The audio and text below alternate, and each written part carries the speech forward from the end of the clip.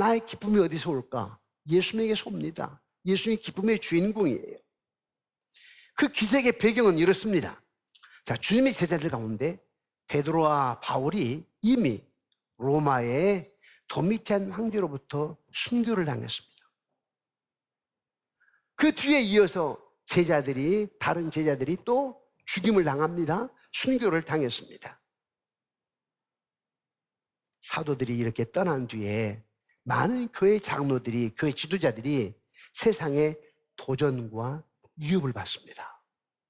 언제 내가 죽임당할지 모른다. 내가 예수를 추종함으로 말미암아 베드로처럼, 바울처럼, 다른 제자처럼 언제 내가 죽임을 당할지 모른다라고 하는 생명에 대한, 죽음에 대한 두려움이 앞섰습니다. 그리고 가정이 기쁠 수가 없었습니다.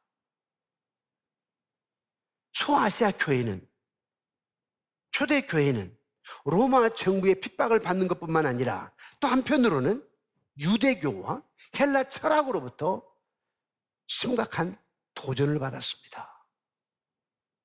지금도 역시 마찬가지죠. 지금도 역시 교회가 많은 도전을 받고 있습니다. 사람들이 교회를 무시합니다. 저와 같은 주의 종들을, 말씀의 종들을 아주 무시합니다. 물론 1차적인 교회 책임이 있어요. 영적인 지도자들에 대한 책임 1차적으로 있어요.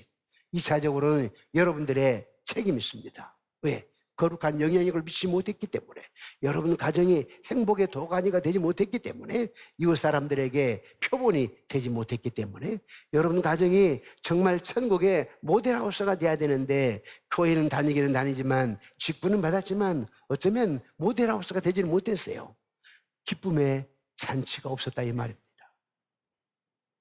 이러한 때에 하나님은 마지막 사도로 남아있는 요한을 통해서 요한복음과 요한 1서를 기록함으로 해서 믿음으로 생명의 구원을 얻는다. 지금 죽음의 두려움, 위험 가운데 있다니까요.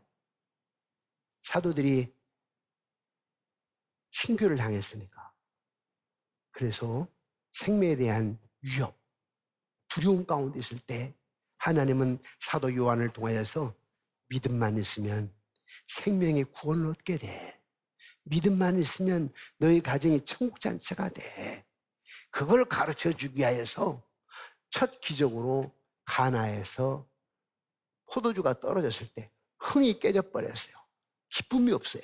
그런 것이 예수님이 나타나셔서 예수님이 누군가를 증거한 겁니다. 내가 왜 왔느냐? 내가 누군 줄 아느냐? 내가 너희들의 인생에 기쁨의 잔치로 만들어주기 위해서 온 사람이다. 내가 너희들의 삶에 풍요를 주기 위해서 온 사람이다. 이걸 가르쳐주게 한 것입니다.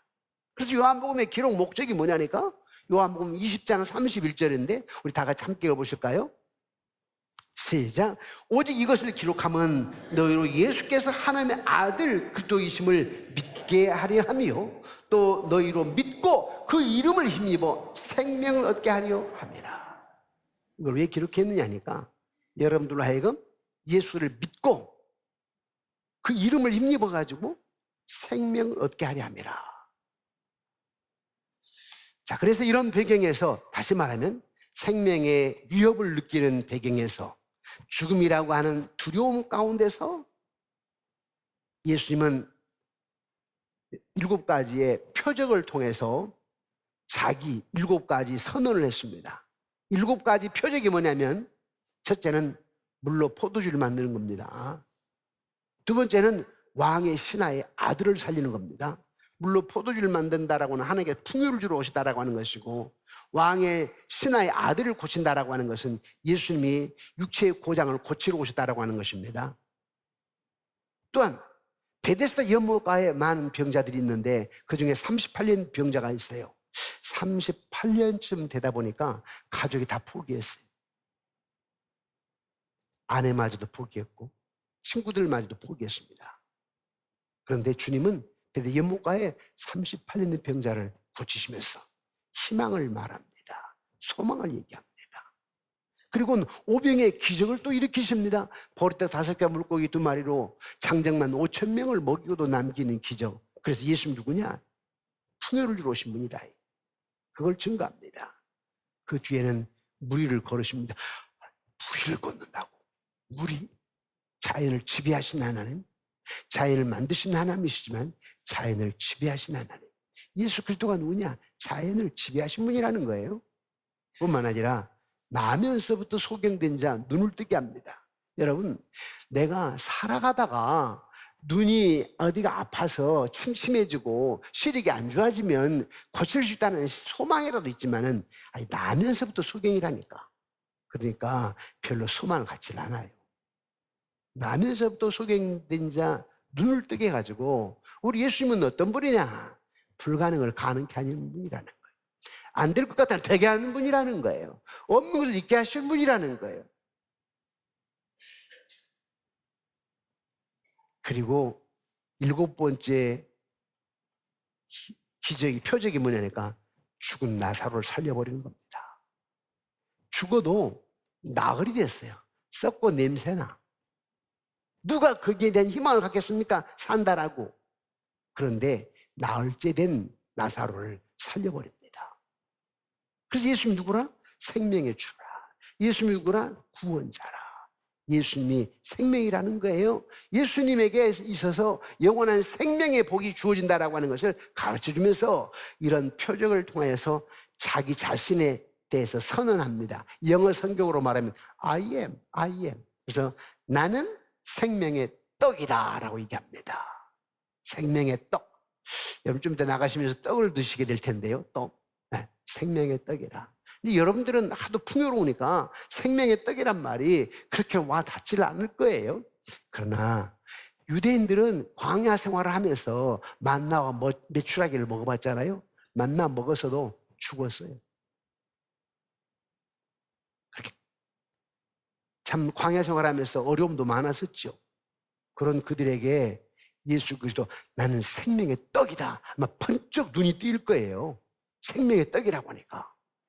그래서 I am, 나는 생명의 떡이다. 또 나는 세상의 빛이다 라고 얘기합니다. 이 요한복음 1장에 보니까 빛이 어둠 가운데 왔으나 어둠이 깨닫지 못하더라 그랬잖아요. 영적으로 죽어 있어. 그러니까 빛이신 예수님 몰라보는 거예요. 그런 자들에게 예수님 내가 빛이다 라고 얘기합니다. 또 나는 양의 문이다 라고 그랬어요. 우리 교회 이름이 뭐지요? 양문교회, 양의 문입니다. 예루살렘 성전에는 8개의 문이 있는데 그 중에 하나의 문이 양문이에요. 왜 양문이냐면 양들이 들어가는 문, 즉 제물이 들어가는 문입니다. 제사를 지낼 거 아니에요? 소나 양을 제물로 드리는데, 제사로 드리는데 그 소나 양이 들어가는 문이에요. 그래서 멀리 있는 유대인들이 유월절을 지키기 위해서 소나 양을 끌고 오는데 오다가 병들고 오다가 넘어져가지고 무릎이 깎이게 되고 그래서 와서 바꿉니다. 그 앞에는 시장이 있는데 병들지 않는, 탈나지 않는, 어디 넘어져가지고 무릎 깎이지 않는 그런 소나 양을 사가지고 제물로 드리잖아요.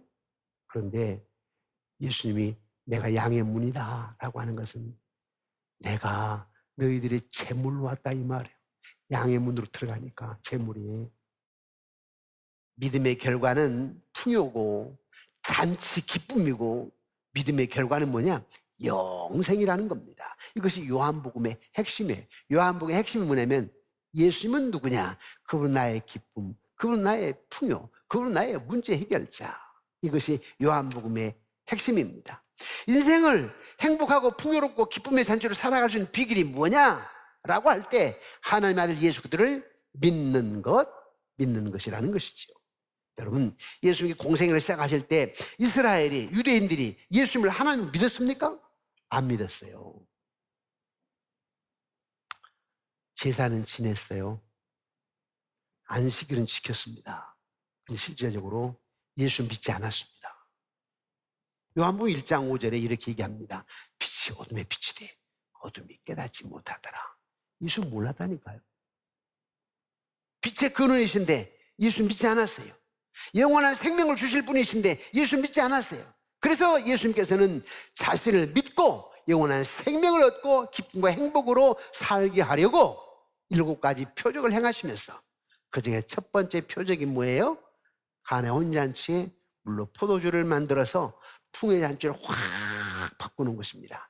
기쁨의 잔치로 확 바꾸는 거예요. 이걸 바꿔서 말한다면 여러분 마음속에 예수 그리스도가 와 계시면 여러분의 마음속에 행복으로 기쁨으로 확 바뀌게 된다는 얘기하고 있습니다. 여러분은 가정에 예수님을 주인으로 모신다면 그분은 어떤 분이나 우리 가정에 잔치집 분위기로 만들어주신 분이다.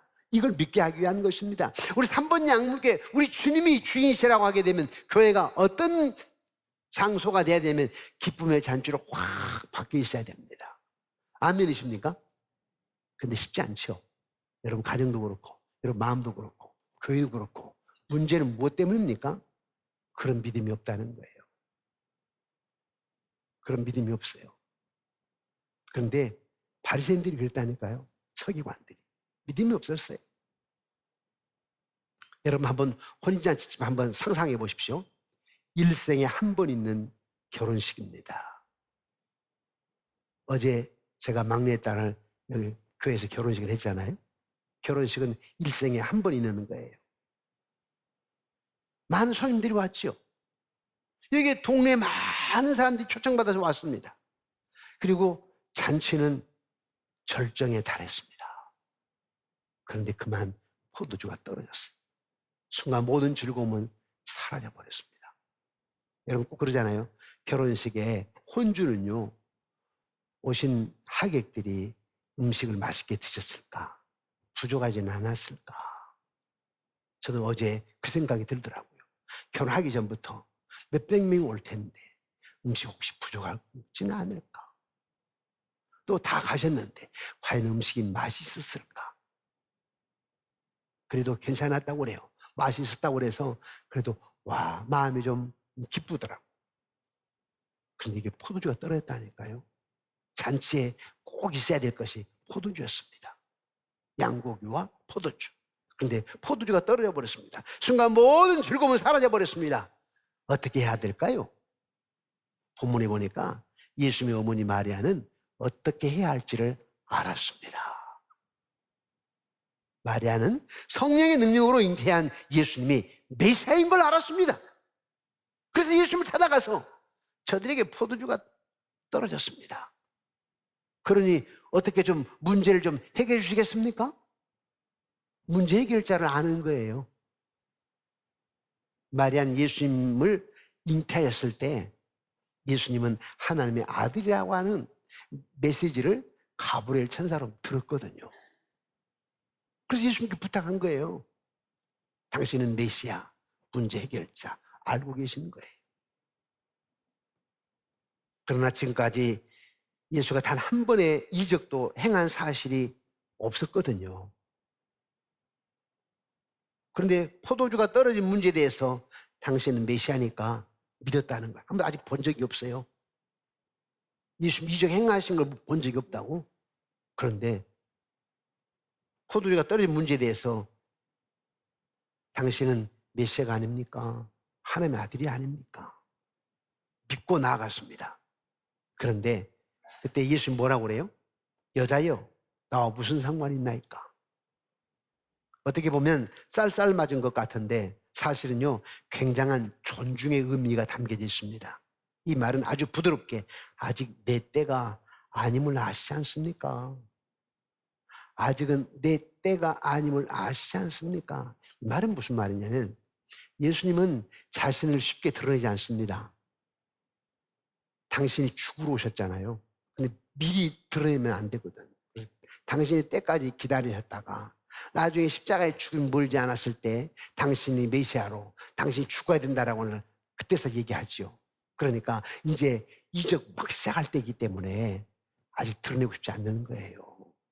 아직 내 때가 아니지 않습니까? 이제 내가 이적을 시작할 때인데 내가 아직 죽을 때가 아니지 않습니까? 앞으로 많은 이적을 통하여서 예수가 어떤 분인가를 나타내고 제자들을 3년 동안 훈련시킨 뒤에 당신이 죽고 부활 승천하신 후에 이제 제자들이 복음을 증가해야 되기 때문에 훈련시켜야 되는데 아직은 내가 죽을 때가 아니라 이 말이에요.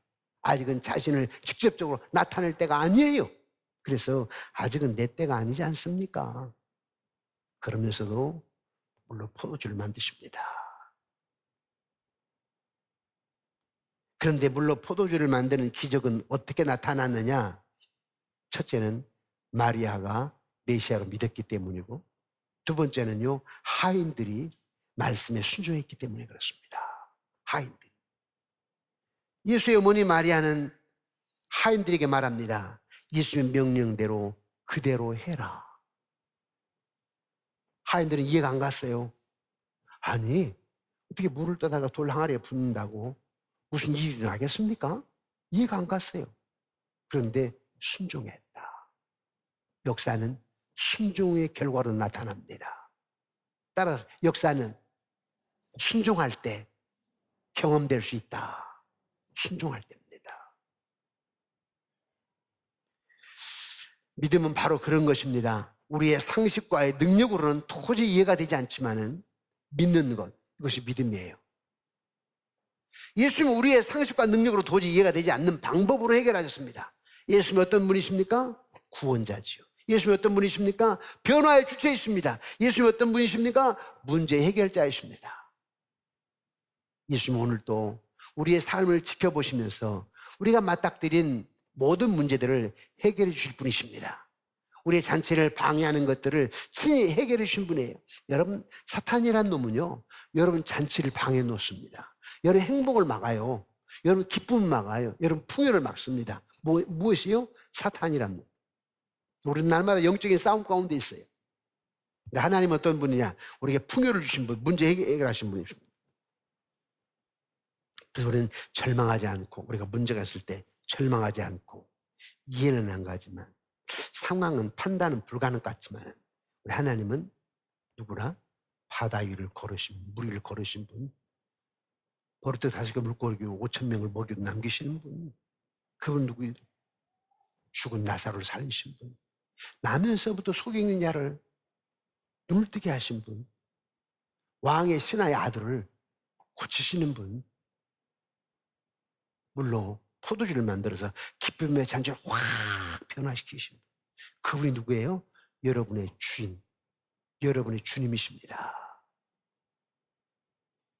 운동병자에게 깨끗함을 입었습니다. 속에 눈을 떴습니다. 영생에 얻지 못했던 방황하던 니고데모가 영생의 도를 깨달았습니다. 자녀가 죽어 통곡하던 부모는 그 자녀가 살아나는 기적을 맛보았습니다. 그렇다면 예수 우리에게 기쁨을 주려고 이 땅에 오신 것이 아니겠습니까? 예수님께서 말씀하셨습니다. 즐겁게 살렴. 과거에는 너희가 죄의 종이었지만, 하나님과 원수가 되었지만, 죽을 수밖에 없지만, 이제 너의 운명은 바뀌었다.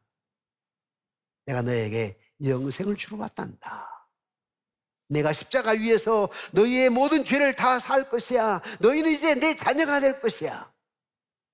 나와 영원히 미래를 계획하며 영생을 누릴 것이야. 그러니 이 짧은 삶, 하나님 만난 너희의 삶은 잔치가 되어야 돼. 잔치가 되어야 돼.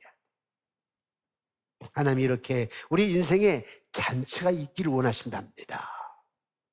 예수를 믿는다라고 하는 것은 잔치입니다. 잔치. 예수를 믿는다라고 하는 게 뭐라고요? 잔치입니다. 잔치. 즉 기쁨이 있어야 됩니다. 구원받은 기쁨, 하나님을 알아가는 기쁨, 내 삶이 조금씩 변해가는 기쁨, 내 마음이 넓어져가는 기쁨, 과거에 하지 못했던 이제는 기도할 때 용서의 마음이 생기면서 놀라운 변화의 기쁨. 그래서 사도 바울은 우리에게 이렇게 말했습니다.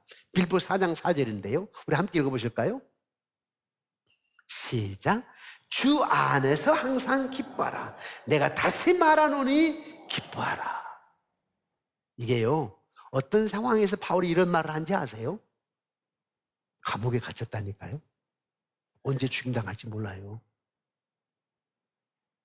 그런데도 주 안에서 항상 기뻐하라. 왜? 바울은 알았어요. 내 안에 계신 예수님은 잔치를 베푸신 분이시다.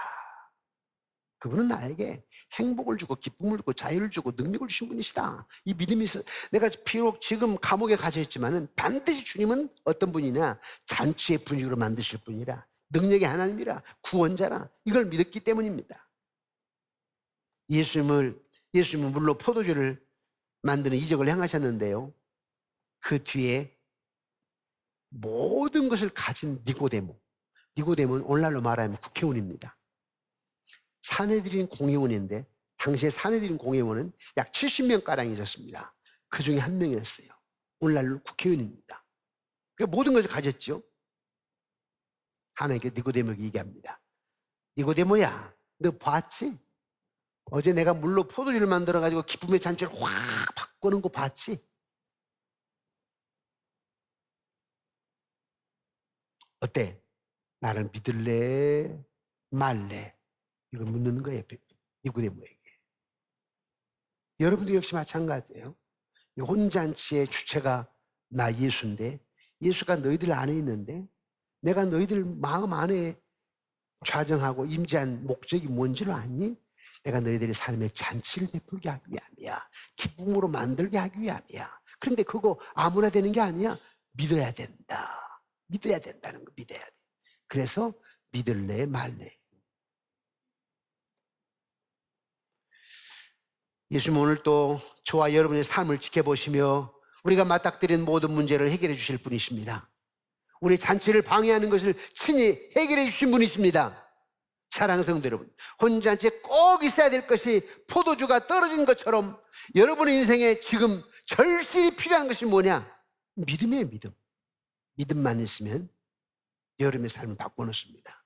여러분, 이 마가복음 1장부터 8장까지 보게 되면 놀라운 이적들을 하나님의 기사가 나타나게 되는데 그때 어떤 때에 이적이 나타났느냐, 어떤 때에 기사가 나타났느냐, 하나님 역사하셨느냐라고 한다면 믿음이 있을 때입니다. 그래서 주님께서 꼭 병자를 고치실 때마다 내 믿음대로 되라. 내 믿음이 너를 구원하였다. 내가 이만한 믿음은 내가 보지 못했노라. 내 믿음이 크도다. 참 믿음을 얘기하셨습니다. 믿음. 그런데 물로 포도주를 만들 때요, 돌 항아리가 있었잖아요. 6개의 돌 항아리가 있었잖아요. 그것은 형식만 남아있는 유대인들을 표하는 겁니다. 우리로 말하자면 믿음은 없고 혹시 교회만 왔다리 갔다리 한다면 그 돌 항아리와 같습니다. 당시 유대주의자들. 주님은 그들을 얘기하는 거예요. 너희들에게 사실은 예수가 없다. 마리아에게는 지금 예수가 있다고. 마리아가 예수님께서 말씀하신 대로 그대로 하라라고 했던 하인들에게는 믿음이 있었어요. 그런데 그때 종교 지도자들에게는 믿음이 없었습니다. 오늘 여러분들에게 묻습니다. 내가 너희들에게 잔치, 기쁨을 주러 왔는데 믿어야 잔치를 경험할 수 있다. 믿어야, 확실히 믿어야. 이제 우리도 예수님께 믿음으로 나아가야 됩니다. 예수님 우리와 동행하며 모든 문제를 친히 해결해 주시려고 오신 것입니다. 이것이 우리에게 주어진 대단한 특권이죠. 그래서 표적입니다. 예수님이 오시기 전 그저 유대교는 종교적으로 살 뿐이었습니다. 실제 예수님이 안 계시고 믿음 없이 종교인으로만 살았습니다. 지금 물론 포도주를 만들 때 그때 유대인들이 있었어요. 그 유대인들은 뭐냐? 종교적으로만 살았어요. 무늬만 크리스찬, 모양만 크리스찬이었어요. 하나님 이적을 경험할 수가 없었습니다. 그런 그들에게 그래가지고는 결코 행복할 수가 없다. 봐라, 포도주가 떨어졌지 않니? 너희들 행복할 수 없지 않냐? 그러면서 예수님께서 마리아에게 또 순종하는 하인에게 이적을 행하시는 거죠. 믿으면 된다. 믿으면 잔치의 분위기로 만들어진다라고 하는 것입니다. 말씀을 맺겠습니다. 마리아가 포도주가 없다 하는 하인들의 말을 듣고 연회를 담당하는 연회장에 가지 않고요, 문제 해결자로 믿는 예수님께로 달려갔습니다. 그때 예수님께서 영적인 확신과 기대감을 가지고 자기 앞에 나오는 마리아에게 그리고 하인들에게 역사에서 풍요의 잔치로 기쁨의 잔치를 확 바꿔놓았습니다. 사랑하는 성도 여러분, 여러분에게 개인에게 믿음이 있고 여러분 가정의 자녀들에게 믿음이 있어서 여러분 자녀나 여러분 개인이나 여러분 가정이 늘 잔치집 분위기가 되어지기를, 즉 여호와의 역사 속에서 잔치집이 되어지기를 주님의 이름으로 축원합니다.